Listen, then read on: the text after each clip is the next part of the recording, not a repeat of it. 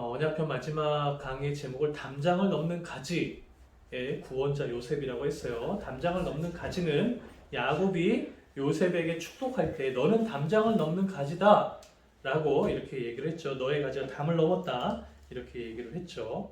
자, 그래서 그 요셉에 대한 이야기를 하려고 하는데, 자, 요셉 하면 떠오르는 거 꿈.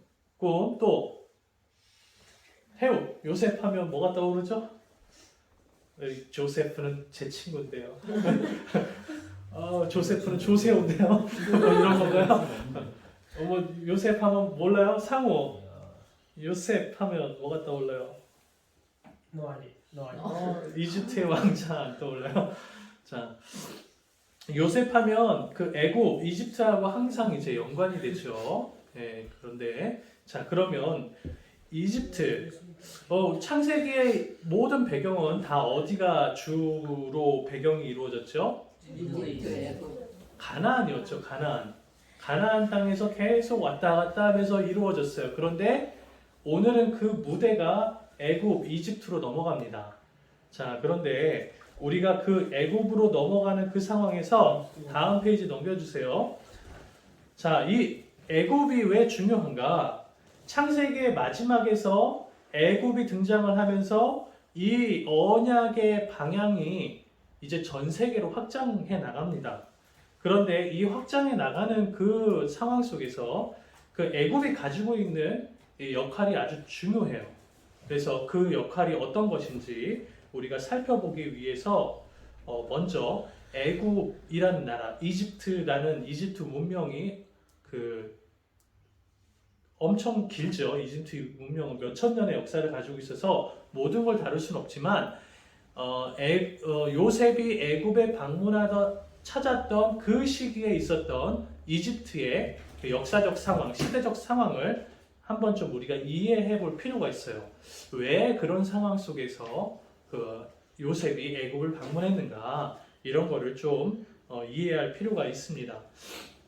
자, 성경에 등장하는 그 이집트가 실제 이집트의 역사랑 어느 정도의 그 사실성이 증명이 되느냐, 뭐 이런 거에 대해서 학자들의 의견이 다 다르고, 또 애굽이 찾았을 때 요셉이 애굽을 찾았을 때 어떤 시기였는가를 추정하는 게 참 어렵습니다. 왜냐하면은 역사적 자료가 많이 소실되고 또 기록된 자료가 많지 않기 때문에 그래요.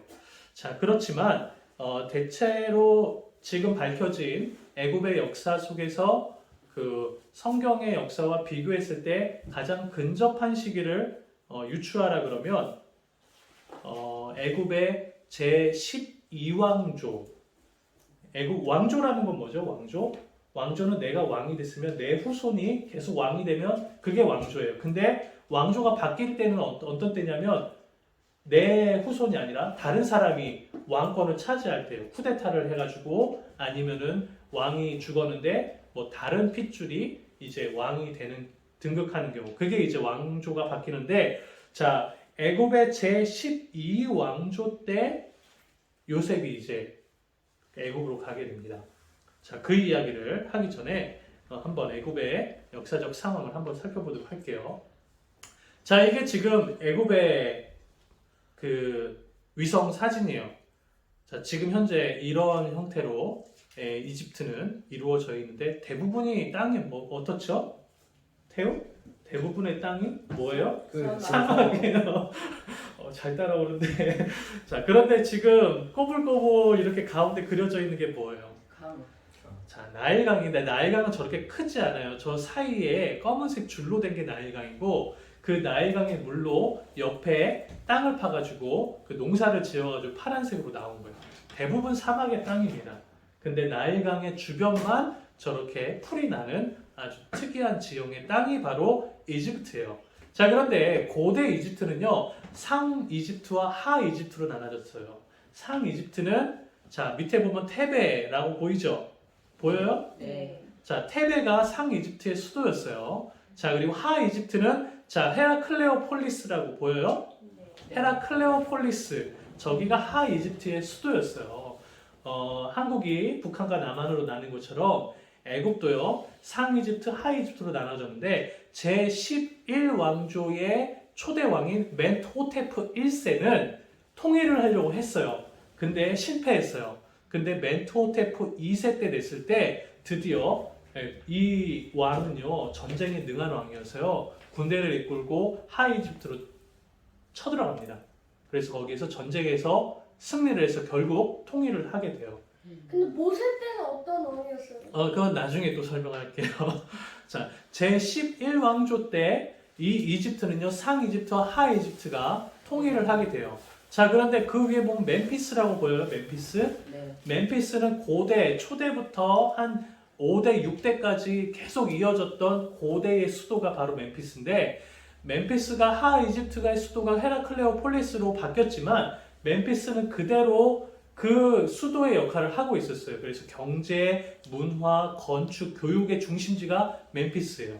여러분이 뭐 이집트 왕자 드라마 그 봤을 때 나오는 막 화려한 그 도시의 문명이 멤피스의 그 역사적인 그 건축물들이 많이 등장을 하게 돼요. 후대에는 거기에서 귀족들, 왕족들이 그 멤피스로 유학을 보내가지고 그 애들을 교육을 시키는 아주 중요한 도시가 멤피스인데, 자 어찌됐건 이 멘트호테프 2세는요 통일을 시킵니다. 자 통일을 하고 나면 그 나라가 점점 더 힘을 얻어가지고 정복 전쟁을 하게 되죠. 그래서 주변의 아프리카 리비아도 정복하고 홍해 옆에 시나이반도 가나안 쪽까지도 정복해 나가고 남쪽으로 가나라는 아프리카 가나 땅까지 수단 땅까지 쳐들어가요. 그래서 엄청난 정복 전쟁을 한 왕이 바로 멘트호테프 2세였어요. 자, 멘트호테프 3세는요. 그 아버지보다는 별로 훌륭하지 않았습니다. 그냥 정복 그 나라를 잘 다스리고 유지를 했어요. 자, 4세 때는요. 더 훌륭하지 않았어요. 자, 멘트호테프 4세 때 이제 왕조가 바뀌는데 그때 당시에 총리가 자 누구라고요? 아메네메트라는 사람이 총리였어요. 자, 총리는 그 왕 다음에 모든 실권을 장악한 그 권력자죠. 근데 이 총리가 멘트호테프를 죽입니다. 자, 쿠데타를 일으켜서 이 추방시키고 나중에 죽여요. 그러면서 이제 아메네메트가 왕이 되면서 자, 이제 제12왕조가 시작이 돼요. 자, 이게 제12왕조. 자, 지도를 좀 각도로 바꿨죠. 자, 테베 보이시나요? 네. 네. 자, 저게 이제 통일 애굽의 수도가 되었고요. 자, 멤피스 찾았나요? 멤피스? 네. 자, 멤피스 찾았죠? 네. 응. 자, 그리고 온이라고 보여요. 온. 네. 자, 고센은 어디죠? 그 애국 가족들. 자, 근데 그거 이제 나중에 설명하고요. 자, 저기 헤브론 보이나요? 헤브론? 네. 자, 헤브론 보이죠? 자, 저기가 가나안이에요. 이제 밑으로 애굽이고요. 자, 멘트호테프가 이제 죽고 아메네메트가 이제 1세가 되었을 때 이집트의 12왕조가 시작이 돼요. 자, 아메네메트는요, 자기가 총리였는데 왕을 죽였잖아요. 그런 상태에서 애굽에 있는 귀족들이 어떻게 생각할까요? 그거를 좋게 생각할까요? 나쁘게 생각할까요? 나쁘게 사는. 뭐, 이 왕이 훌륭했다면 뭐 좋게 생각했었겠지만, 근데 뭐 그렇게 지지를 못 받았어요. 그래서 지역에서 계속 반란이 일어나서 아메네메트는 막 그 자기들의 반란군을 진압하러 다닌다고 그 왕궁을 비울 때가 많았어요. 그때 했던 통치 방법이 뭐냐면 아들과 함께 공동 통치를 하는 거예요. 그 아들의 이름은요 세누스레트예요. 세누스레트와 아메네메트 아버지는요 10년 동안 같이 애국을 통치합니다. 그런데 이제 아메네메트가 이제 그 아들이 이제 다른 동방 지역에 그 반란군을 진압하러 갔을 그 당시에 왕궁의 아들이 비었을 때 이제 살해를 당해요. 아메네메트가 아버지가 죽게 돼요. 그래서 세누스레트가 혼자서 왕이 되는 시기가 왔어요. 근데 놀라운 것은요, 그 아들 세누스레트가 왕이 되었을 때 여러 가지 정권은 불안하고 막 반란은 일어나고 그런 상황임에도 불구하고 이 아들은요 애굽 12왕조의 가장 훌륭하고 뛰어난 업적을 이루는 왕이 됩니다.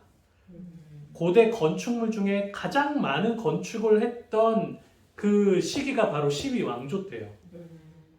그 이전에도 뭐 기자의 피라미드 해가 여러분 알잖아요. 스핑크스 있는 피라미드. 그거는 뭐 고대 고왕조 때 했지만 그 이후에 신전이나 뭐 여러 가지 그 훌륭한 놀라운 그 애굽의 그 건축물들을 만들었던 시기가 세누스레트 그 이후 시대 때 건축물들이 이루어져요. 자, 특히 저기 보면 온의 헬리오폴리스 이것도 세누스레트 시기에 그 성전이 지어집니다. 라신 태양신의 신전도 지어져요. 그리고 타니스라는 지역에도 그 건축물을 세우고요. 그래서 세누스레트 왕 때 1세 왕 때 무려 35개의 아주 커다란 건축물을 짓습니다. 애굽의 그 왕들은 자기가 죽으면서 무덤을 피라미드로 만들죠. 근데 이 사람은 피라미드뿐만 아니라 그 다양한 그 애굽 건축물을 만들었어요. 자, 멤피스 통일 이후에도 그 멤피스는 아주 중요한 수도의 역할을 하는 도시가 되는데, 자, 화살표 밑에 사진을 보면 땅을 깊이 판 구멍이 보이죠? 저게 뭘까요? 자, 역사적 기록에 보면요, 세누스레트 왕 때 가뭄이 있었대요. 가뭄이 있으면서 그 가뭄을 준비하기 위해 곡식 창고를 만든 게 저거예요. 자, 곡식 창고를 뭐 건물을 지어서 만들지 않고 땅을 팠어요. 그리고 거기다 다 때려 부는데 그 밑에 벽에 구멍 보여요? 네. 그 구멍은 무슨 구멍일까? 곡식 넣을 수 있는. 자, 이렇게 다른 지역에서 이렇게 곡식 넣으면 관을 통해서 이렇게 곡식들이 모여가지고 밑에 이렇게 쌓이는 거야. 그래서 뚜껑 덮어놨다가 나중에 계단으로 내려가서 파가지고 이제 갖다 주고 파서 갖다 주고 이런 식으로 곡식 창고를 만들었습니다. 자, 그 위에 보면 돌 보여요? 바위? 바위에 뭐가 써져 있는 거 같죠? 저 써져 있는 글자가 그거예요. 그 7년 동안 엄청난 가뭄이 있었다. 근데 그것을 이게 어떤 지혜자를 통해서 극복을 했다라고 하면서 그 가뭄에 대한 그 글을 기록에 남겨놨어요. 비석에. 자, 이런 게 이제 세누스레트 왕 때 일어났던 건축물인데요. 자, 저기 보면 오아시스 하나 보여요? 알파이움 오아시스. 네. 자, 이것도 마찬가지. 자, 흉년이라니 가뭄이 들 거를 미리 예상을 하고 오아시스를 팠어요. 저수지를 만들었어요. 지금 저 저수지 뒤편으로 초록색 땅이 보이죠? 네. 그게 그 저수지에서 나일강으로 이어지는 수로가 있는데 그 수로의 이름은 지금도 요셉의 수로입니다. 그 수로를 중심으로 또 농사를 짓고 또 지금 현재는 200만 명 가까운 사람이 저 지역에 살아요. 알파이움 오아시스도 그 세누스레트 왕 때 지어진 호수예요. 요셉이 그때 그 애굽에 갔을 때 그 7년 동안 그 곡식을 그 세입했잖아요. 네. 그거를 그 멤피스에서 했어요? 네. 자, 그 지역인데요. 이게 지금 세누스레트 1세 왕 때 이루어진 일입니다. 자, 그런데 한번 생각을 해보세요. 어떻게 정권은 불안하고 반란은 이루어지는데 어떻게 이렇게 애굽에 놀라운 업적을 쌓는 왕이 되었을까? 그거 혼자 힘으로 과연 이룰 수 있을까요? 이 일을 하는데 누군가 도움을 줬다면 그 도움을 준 아주 훌륭한 인물이 있을 거라고 예상이 되시죠? 그 사람이 누굴까요? 바로 요셉입니다. 자, 요셉은 세누스레트 1세 왕 때 가게 됩니다. 그리고 요셉에게 그 왕에게 선택을 받아서 왕의 총리가 되죠. 자, 그 흉년과 풍년이 지난 이후에 그 다음에 이제 건축을 하면서 왕을 도와줘요. 자, 왕은 이 사건이 있은 이후에 이제 왕권이 강화가 됩니다. 그래서 아메네메트 2세, 세누스레트 2세, 세누스레트 3세 그 다음 쭉 내려가면서요. 계속 그 건축 경쟁이 일어나요. 점점 더 많은 건축이 일어나요. 자, 점점 많은 건축이 일어난다는 것은 자, 어떤 거하고 연결이 되죠? 나중에 애굽에 정착한 이스라엘의 백성들이 뭘 하죠? 나중에 건축하는 벽돌 만드는 일을 하죠. 자, 그런 일까지도 연관이 돼요. 자, 12왕조 마지막 때 가면요, 아메네메트 4세가 있어요. 아메네메트 4세는요, 그 아메네메트 3세는요, 아들이 없었어요. 그래서 후계자를 자기의 아들로 할 수가 없어요. 그래서 후계자를 누구로 하냐면 그 자기 딸의 그 남편 그 사위한테 맡겨요. 그 사위가 이제 아메네메트 4세가 돼가지고 나라를 다스리는데, 자, 이때도 좀 많이 불안하고, 자, 왕권을 이루기가 어려웠어요.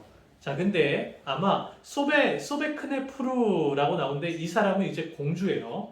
예, 여왕이 됩니다. 잠시 동안 여왕이 되는데 아마 이 사람이 나일강에서 아기를 건진 모세의 엄마일 거다라고 추정을 하기도 합니다. 아무튼 이 시기에 모세는 건지게 되고 또 그 왕자로 자라나게 되죠. 그리고 이제 왕조가 바뀌어요. 14왕조가 되면서 14왕조 때 이제 모세가 80년 뒤에 다시 광야에서 돌아왔을 때 이제 출애굽하는 사건이 일어나게 되고 14왕조의 왕이 그 모세를 추격하다가 홍해에서 죽는 사건이 일어나죠. 그 이후에 14왕조 중반부터 14왕조부터 18왕조까지 애굽은요, 애굽 사람이 왕이 되지 않아요. 누가 왕이 되냐면 힉소스 문명이라고 가나안 땅에 있는 한 민족이 쳐들어와 가지고 애굽을 정령하고 그다음 왕이 됩니다. 아마도 역사학자들이 추정하기에 그 가나안 민족은 아말렉 민족이었다라고 추정을 해요. 왜냐하면 이건 나중에 또 설명할 거지만 그 애굽에 출애굽한 백성들이 시내반도를 갑니다. 시내반도를 갔을 때 그때 이들을 추격했던 민족이 바로 아말렉 민족이에요.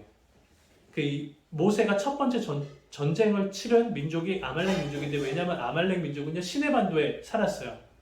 그런데 갑자기 모세와 이스라엘 사람들한테 패하고 나서 이들이 이제 갈 곳이 없어졌잖아요. 근데 애굽의 상황을 보니까 애굽은 지금 바로도 죽었고 군대도 다 죽었어요. 그럼 어떻게 해요? 애굽으로 쳐들어가요. 무혈 입성을 해가지고 애굽을 장악합니다. 그렇게 14왕조부터 17왕조까지 이어져요. 자, 어찌됐건 이건 나중에 설명을 하겠고요. 자, 지금 상황 아시겠죠? 12왕조 때 세누스레트 왕 때 한 엄청난 그 부흥의 시기를 맛보면서 그때 아마 요셉이 애굽으로 넘어갔을 거다라고 이렇게 추정을 하게 되는데요. 자, 엄청난 건축이 이루어졌고요. 자, 그러면서 그 상황을 이해하면서 우리 이제 요셉의 이야기를 보도록 하겠습니다. 다음